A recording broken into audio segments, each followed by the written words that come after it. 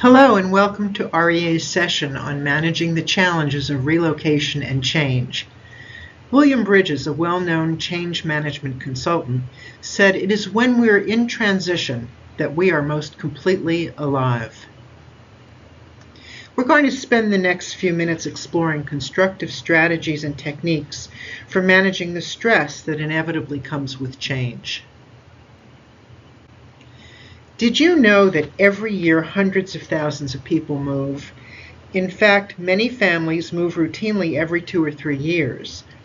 These relocations, most precipitated by job changes, are so common that society often overlooks or minimizes the strain of moving. Here are some typical questions families wrestle with before, during, and after a move. What does the future hold? Will living in the new city be better? What are we leaving behind? Do we cope well with change? Few people would disagree. Moving is stressful. There's a lot of hard, sometimes nerve-wracking work. It often includes selling a home, securing new housing, packing and transporting family goods, and the endless necessary tasks of settling in. A working spouse partner faces the added challenge of finding a new job while handling the anxiety of temporary unemployment. Children need extra attention of various kinds depending on their age. And it's painful to say goodbye to friends and to familiar places. More stressors include the fact that nearly every aspect of family life changes. Daily routines, schools, the sense of belonging, friendships, and plans for the future. Family members in transition can experience anxiety, depression, lack of focus. Anger, exhaustion, and demoralization are not uncommon. And these feelings collide with our stiff upper lip social norms and our desire to appear in control. Bridges went on to say that change is something that happens to people even if they don't agree with it. Transition, on the other hand, is internal. It's what happens in people's minds as they go through change. Change can happen very quickly, while transition usually occurs more slowly. Bridges created the transition model. He identified 3 stages that we move through as we go through transition. The first stage is ending, losing, and letting go. That's followed by the neutral zone, and finally, the new beginning. People often ask, how long does each stage last? Well, each of us goes through the stages at our own pace. The more comfortable you are with change, the more quickly you will move ahead to stage 3. Stage 1, ending, losing, and letting go.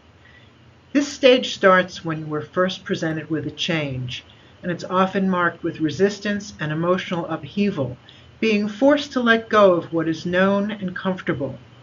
And the typical emotions during stage 1 are fear and disorientation, denial or a sense of loss, sometimes anger and sadness, certainly a bit of frustration and uncertainty.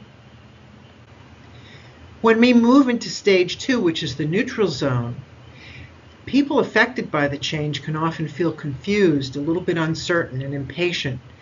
We're still longing for the comfort of familiar routines. At the same time, the neutral zone provides time for rejuvenation, reorientation, and renewal. Stage 3, the new beginning. This is a time of acceptance and energy. People have begun to embrace the change. We're likely to experience feelings of optimism and high energy and an openness to the new location. Here are some practical tips for managing the change and the ups and downs of the emotional roller coaster that we might be on. Before moving, take the time to say goodbye to people and places. This is an especially important ritual for children. It provides the family with a sense of completion and allows them the chance to anticipate and ease their way into the transition. Tip number 2, mark both endings and new beginnings with events and celebrations. Inaugurate your new home or apartment with a special welcome dinner. Whenever possible, bring children to the new location before the actual move. Show them their future school and any other sites of importance and interest. Tip number 3, take breaks from the swirl of activities surrounding relocation at both ends. Periods of relaxation and time spent alone will help you stay sane and focused. And since relocation is stressful, it's doubly important during this time to maintain regular habits and disciplines and care for yourself physically and emotionally. If you do not already eat nutritionally, sleep on a regular cycle, and exercise, this is a very good time to start. Tip number 4, have reasonable expectations of yourself and others. There are bound to be days filled with aggravation, days of feeling overwhelmed, and times when you wish you could turn the clock back. Recognize these periods as normal and don't be hard on yourself or others for not handling the relocation perfectly. Tip number 5, practice withholding judgment on what is unfamiliar in the new location. If you make rush judgments about the new area, it will be harder to appreciate what is positive. Tip number 6 is don't be afraid to ask for help. Relocation is a time when it's necessary and expected that you ask for help at both ends of the move.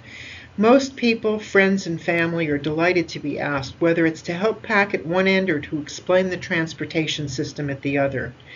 By asking for help, you connect, and connection is the key to a healthy adjustment to your new home. And finally, the most important tip, get connected.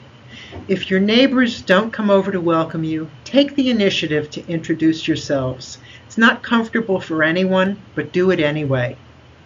Explore your new town or area sometime during the first week. If you plan to join a community group or voluntary association, don't procrastinate. And if you're religious, begin attending services as soon as possible. And a final thought on managing change. The secret of change is to focus all of your energy not on fighting the old, but on building the new. If you have questions about managing change or the career and transition support services available to you, please visit the Move Center. Thank you so much for joining us today and exploring the topic of managing change. We wish you the very, very best of luck with your transition. Goodbye for now.